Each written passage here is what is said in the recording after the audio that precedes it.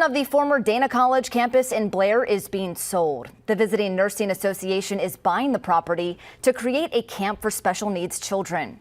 The goal is to serve a multi-state region and boost Blair's economy by bringing in more visitors and providing jobs. The city of Blair has already approved preliminary plans for cabins, horse rides, and a pool. Easter Steel is also currently doing construction on 2 former dorms to add more foster youth and low-income elderly.